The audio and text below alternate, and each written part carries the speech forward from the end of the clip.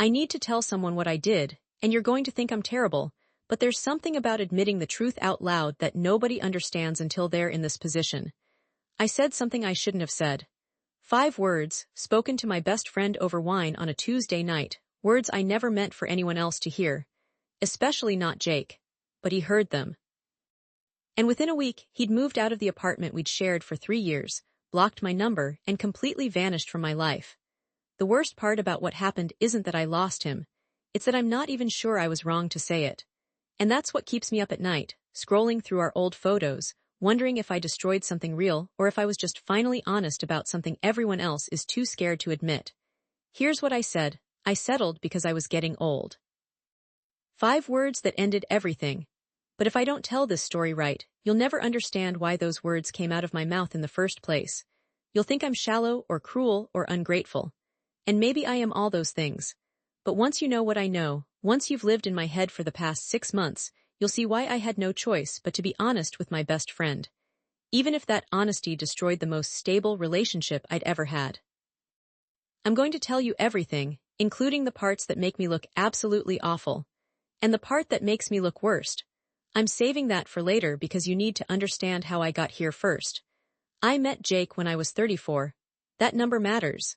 You have to understand what 34 feels like for a woman who'd spent her 20s chasing the wrong men, convinced she had all the time in the world.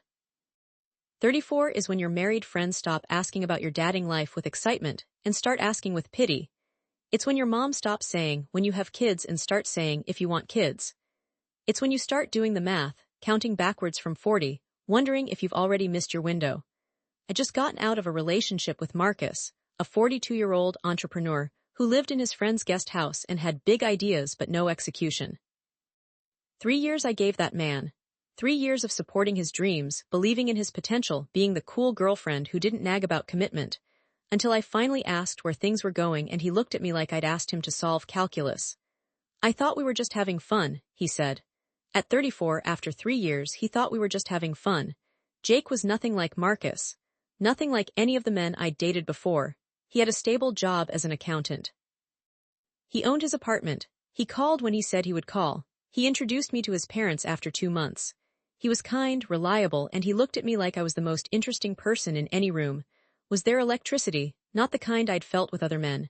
Not the kind that makes your hands shake and your stomach flip. But I'd learned that electricity burns out. Reliability, I thought, that's what lasts. That's what builds a life. He seems nice, my best friend Claire said when I first told her about him. Nice. The word every woman uses when she can't think of anything more exciting to say. But I was 34 and nice was starting to sound pretty damn good. By our 3rd date, Jake had already planned our 6th. He was thoughtful in ways that should have made my heart soar. He remembered that I was lactose intolerant and always checked restaurant menus in advance. He bought me books by authors I mentioned in passing. He left sticky notes on my bathroom mirror with little compliments when he stayed over. I kept waiting to feel more. I kept waiting for the moment when the fondness would transform into something bigger, something overwhelming. Everyone said it would happen. Love grows, my mother told me. The butterflies fade anyway. What matters is partnership. So when Jake asked me to move in with him after 8 months, I said yes. It made sense. My lease was ending, his place was bigger, and we were practically living together anyway. Plus, I was 35 by then. The math was getting tighter. His apartment became our apartment. My books mixed with his on the shelves. My coffee maker replaced his cheap one on the counter. We fell into rhythms that felt comfortable, easy. Sunday morning farmers market runs. Wednesday night cooking together. Friday pizza and a movie on the couch. I kept telling myself this was it. This was adult love. Sustainable, stable, safe. But sometimes, late at night, I'd lie awake next to him and feel this creeping panic. Is this all there is? Is this what I'd been waiting for? And then I'd feel guilty for even thinking it because Jake was wonderful. Jake was exactly what I'd claimed to want after all those years of chaos and disappointment. The proposal came on my 37th birthday. We were at the same restaurant where we'd had our first date. He'd planned it all perfectly, even arranged for the staff to bring out a dessert with the ring on top. He gave a little speech about how I was his best friend, his partner, his future. I said yes because of course I said yes. What else was I going to say? This man loved me. This man wanted to build a life with me. This man was offering me everything I'd been afraid I'd never have: marriage, stability, someone to split the mortgage with, someone to be my emergency contact, someone to make sure I wouldn't die alone with cats eating my face. But here's what I've never told anyone until now when I said yes. When everyone in the restaurant clapped and Jake kissed me with tears in his eyes, I felt nothing. No joy, no excitement, no relief. Just this hollow sense of accomplishment, like I'd finished a difficult project at work. Task completed. Relationship milestone achieved. I thought the feeling would come later. I thought once the shock wore off, once I got used to the weight of the ring on my finger, I'd feel the happiness that was supposed to come with this moment. It never did. The wedding planning started immediately. Jake's mother had opinions about venues. My mother had opinions about dresses. Everyone had opinions about everything, and I just nodded along, letting the current carry me forward because stopping felt impossible. How do you stop a train that everyone's already boarded? Claire was my maid of honor, obviously. We'd been friends since college, been through everything together. She'd held my hair back when I drunk cried over Marcus. She'd been there for every bad relationship, every disappointment, every moment when I'd sworn off men entirely. But even Claire seemed to think Jake was the answer. You finally found one of the good ones, she'd say. He's going to make you so happy. I wanted to believe her, I tried to believe her. The thing about pretending everything is fine is that you get really good at it. I became an expert at smiling at the right moments, saying the right things, posting the right photos. Look at this ring. Look at this man who loves me. Look at this life I'm building. On social media, I was glowing. In person, I was performing. And alone, in the shower or driving to work or any moment when I couldn't distract myself, I was drowning in doubt. Just when I thought I'd successfully shoved all those feelings into a locked box in my brain, Jake started talking about kids. Not in an abstract someday way, but in a concrete timeline way. We should probably start trying right after the wedding, he said one night, his hand on my stomach in a way that made my skin crawl. You're 37 now, so we should probably move quickly if we want to. He wasn't wrong. The biology was what it was. But the casual way he said it, like my body was a project with a deadline, like we were optimizing a schedule, it made something crack inside me. Maybe we should wait a year, I said. Enjoy being married first. He looked hurt. Actually hurt, like I'd rejected him personally. I thought we wanted the same things, he said. And that's when I realized I'd never actually said what I wanted. I just agreed to what he wanted because it seemed like what I was supposed to want at my age. House, husband, kids, stability, the whole package, the dream I'd been sold since childhood. But did I actually want it? Or was I just terrified of the alternative? I started spending more time with Claire. Girls' nights became my escape. The only place where I didn't have to perform the role of happy fiancé. We'd drink wine and talk about everything and nothing, and for a few hours I could breathe. It was on one of these nights, 3 months before the wedding, that everything fell apart. We were on her couch, bottle number 2 almost empty, and she was telling me about this guy she'd met at her gym. Her eyes were sparkling in a way I recognized, that electric excitement I remembered from my 20s. That's the difference, I said, words loosened by wine.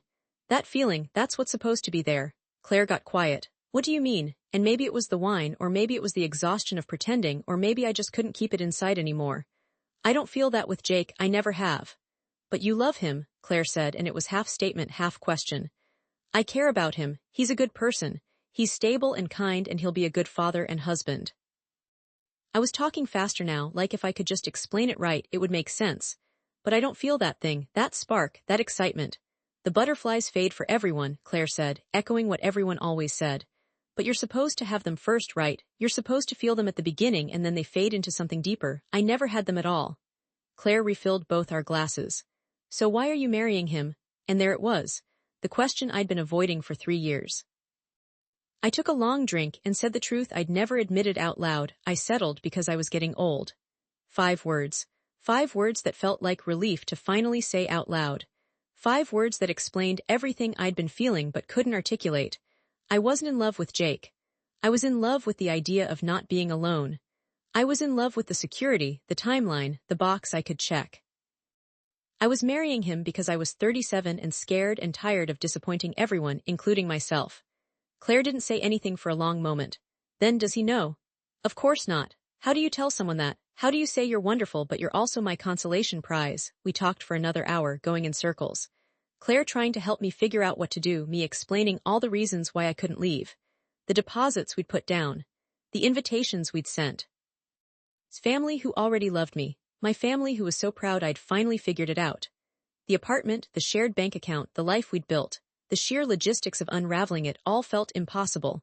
But staying feels like a lie, I said. Maybe the feeling will come, Claire offered. After the wedding, once you relax into it. I wanted to believe her. God, I wanted to believe her. I went home that night feeling lighter and heavier at the same time. Lighter because I'd finally told the truth. Heavier because saying it out loud made it real in a way it hadn't been when it was just thoughts in my head. Jake was still awake when I got home, reading in bed. How was girls' night? He asked, smiling.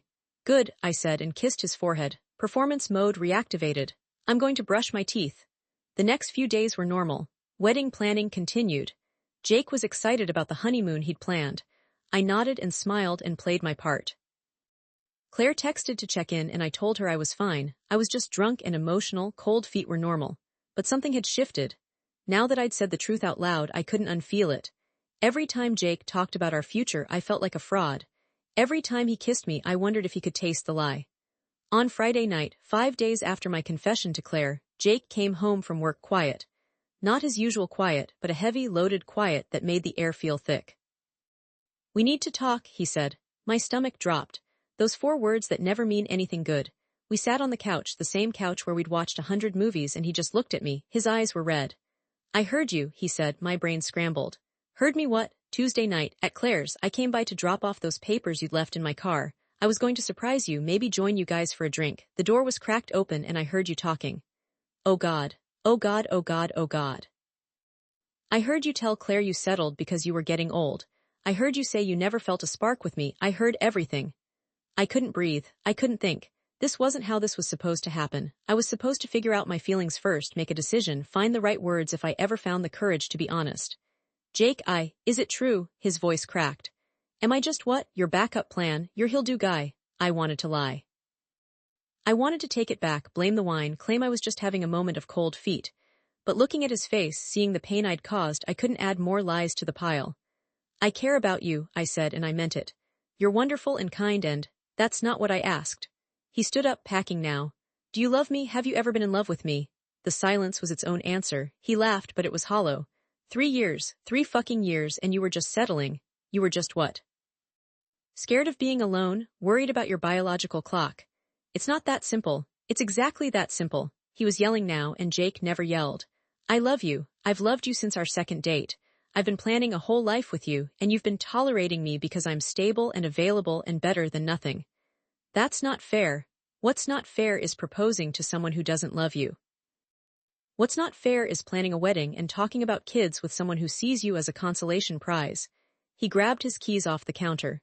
I'm staying at my brother's tonight. I can't even look at you right now. He left, and I sat there in the apartment that was supposed to be ours, in the life we were supposed to build, and I felt everything and nothing all at once. He didn't come back the next day, or the day after that. He texted once, I'm sending my brother for my things. Please don't be there. I stayed at Claire's while his brother packed his stuff. Claire felt terrible, like it was somehow her fault for not checking if the door was fully closed. But it wasn't her fault. It was mine for saying it, for feeling it, for being too cowardly to be honest before it got this far. The calls started coming. His mother crying, asking what happened, had I cheated, how could I hurt her son? My mother confused, demanding to know why the wedding was off. Friends who'd already bought plane tickets. Vendors who wouldn't refund deposits. I told everyone the same thing, it just didn't work out. I couldn't tell them the truth. I couldn't admit that I'd wasted 3 years of a good man's life because I was scared of being alone. But everyone found out anyway. I don't know if Jake told people or if someone overheard something, but within 2 weeks the truth was out. She settled for him. She never loved him. She was just using him. The court of public opinion was swift and brutal. Jake was the victim, the good guy who'd been deceived. I was the villain, the cold-hearted woman who'd led him on. And they weren't wrong. That was the worst part. I couldn't even defend myself because the accusations were true. Social media became a nightmare. I'd posted so many happy photos, so many loving captions. People went back through them now with new context, leaving comments. Wow, you're a good actress. Poor Jake, he had no idea. This is why men have trust issues. I made everything private. I stopped posting. But I couldn't stop scrolling, reading every comment, every judgment, punishing myself with other people's hatred because it felt deserved. Claire was the only one who stood by me, and even she didn't fully understand. You should have told him earlier, she said.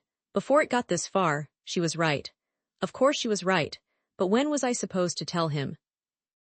After 6 months when things were good and I thought the feelings would come. After a year when we'd already built a life. After he proposed in front of a restaurant full of people. There was never a right time because the right time would have been never getting into the relationship at all. But I had gotten into it. I'd chosen it every day for 3 years. I'd let him love me while I performed love, and that was the unforgivable part.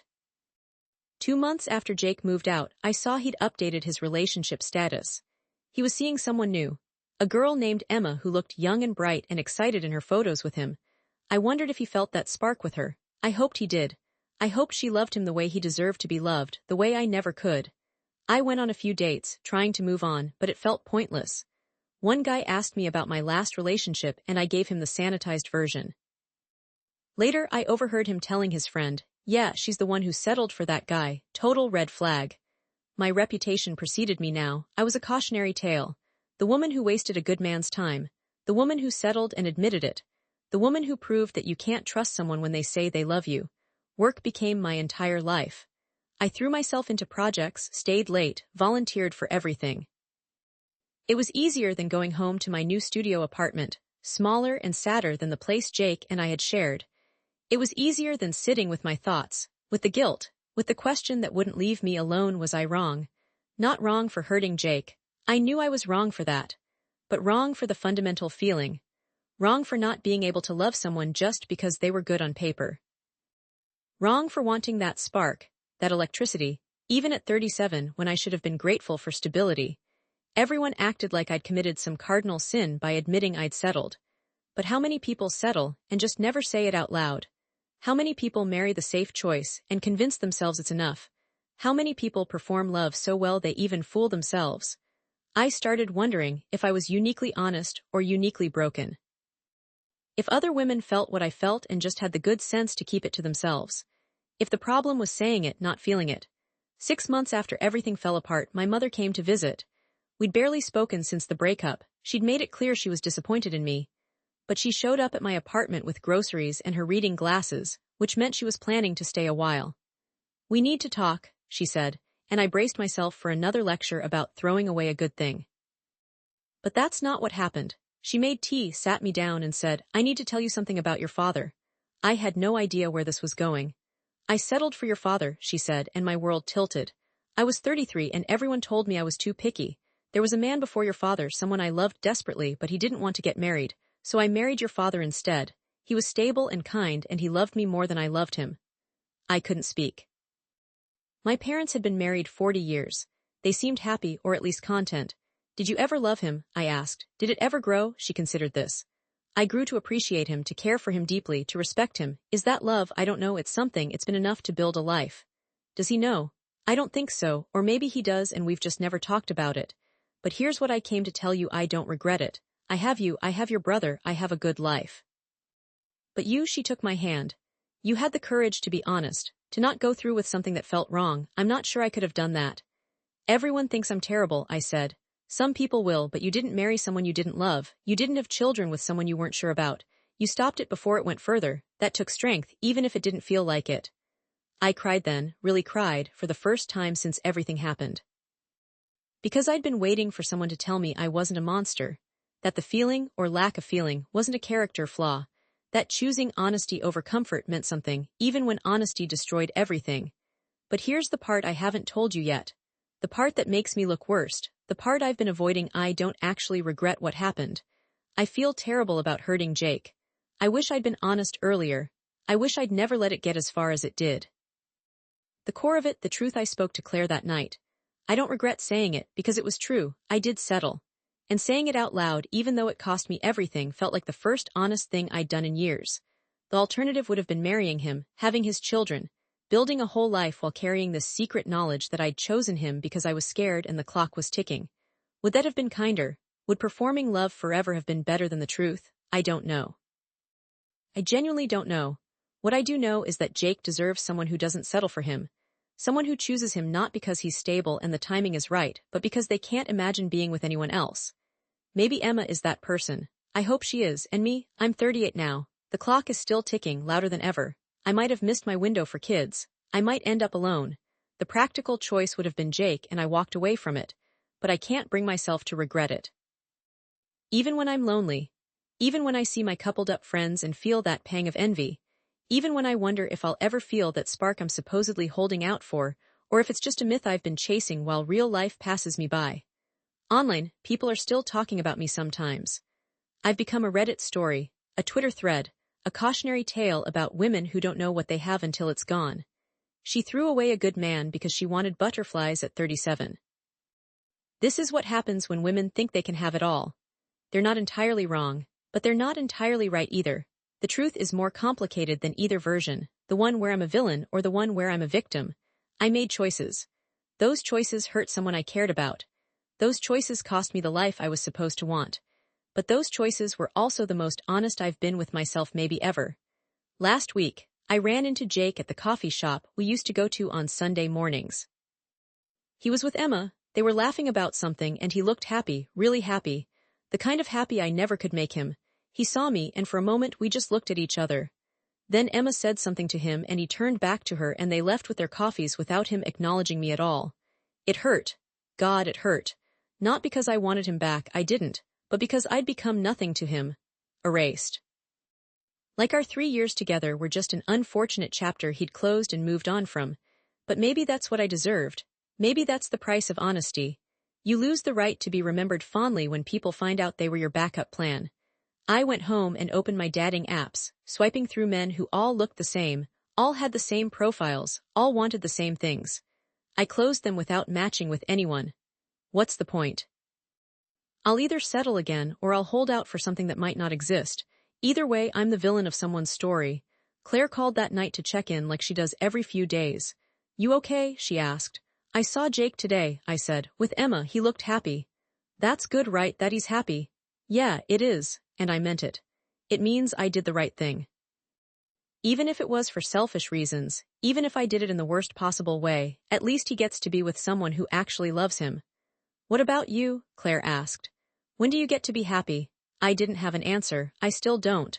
The thing nobody tells you about telling the truth is that it doesn't set you free. It just gives you a different cage to live in. Before, I was trapped in a relationship that felt wrong.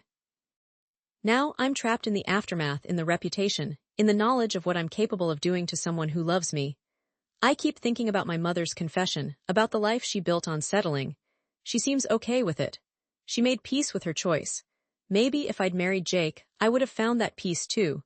Maybe I would have woken up 20 years later grateful for the stability, for the partnership, for the life we'd built even without that spark.